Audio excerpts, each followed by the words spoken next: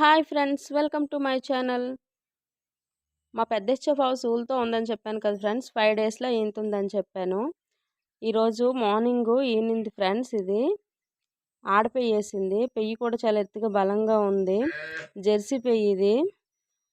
ఆవు చూడండి మొత్తం కడుపంతా డొక్కలాగా అయిపోయింది ఈనిన తర్వాత.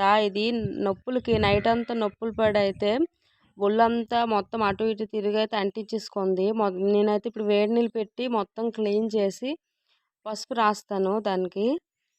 పొదుగు రెండో ఈత కంటే ఈ ఈతలో చాలా బాగా చేసింది. తొలి పూటకు 12 లీటర్ల పాలు అయితే ఇచ్చేది. ఇప్పుడు ఎన్ని ఇస్తుందో చూడాలి. ఆవు మాయేస్తుంది కదా ఈనిన తర్వాత. అది వేసిన తర్వాత అయితే నేను బాగా వేడి నీళ్ళతో ఆవు క్లీన్ చేసి పసుపు రాస్తాను. తల్లివి స్టార్టింగ్ పాలు పెయ్యికి పెట్టాలి.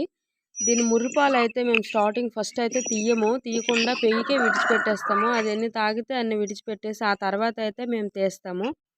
తల్లివి ఫస్ట్ పాలు అయితే పిల్లకిస్తే బలంగా ఉంటుంది పెయ్యికి ఎప్పుడు మేము ముర్రిపాలు అయితే స్టార్టింగ్ విడిచిపెట్టేస్తాము, పెయ్యి బలంగా ఉంటుందని చెప్పేసి.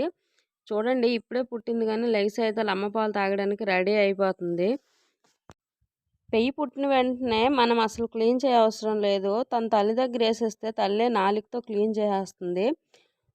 ఆప్యాయంగా నాలుకతో నాకుతుంది అనమాట.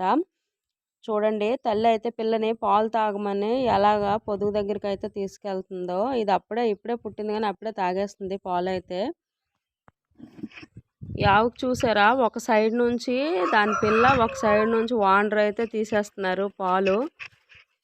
పెయ్యి అయితే కడుపు నిండా తాగేసింది ఆల్రెడీ. అందుకే పెయ్యిని ఇలా విడిచిపెట్టి అయితే తీస్తున్నాము.